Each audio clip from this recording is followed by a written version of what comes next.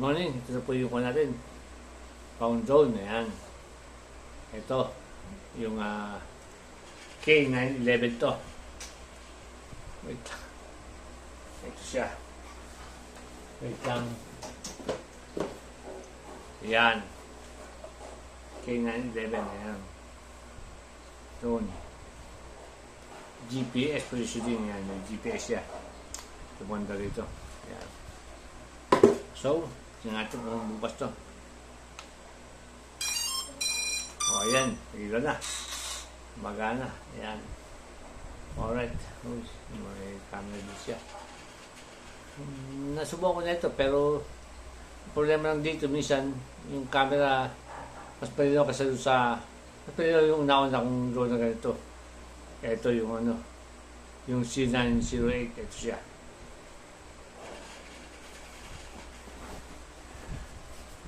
Ayan.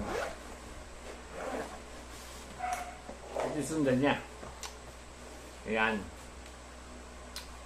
Maganda rin ito, kaya lang medyo malikot. Ayan. Ito.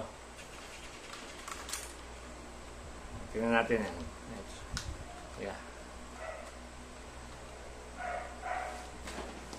Ayan. Ito siya. Ayan. Maganda ng camera. Zoom natin konti.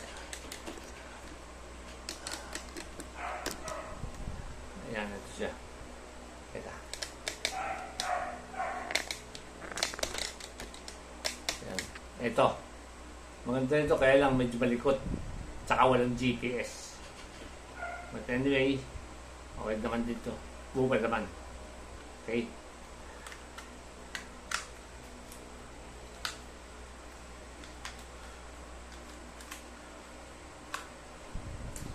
So, tingnan natin yung yung kuha nito.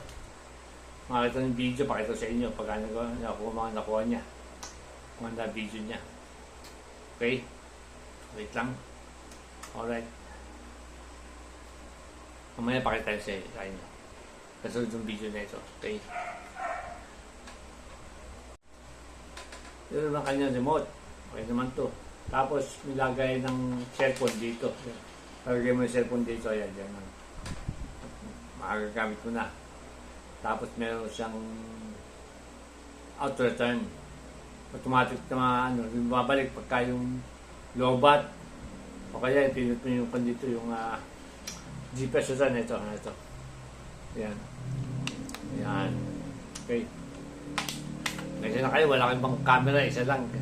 Ito ang cellphone ginagamit ko eh. Kaya pagtsaga natin ito. Okay. Next yung So, ito na po yung drone natin na K811. Siya. K811. Meron siyang GPS positioning system. Ayan.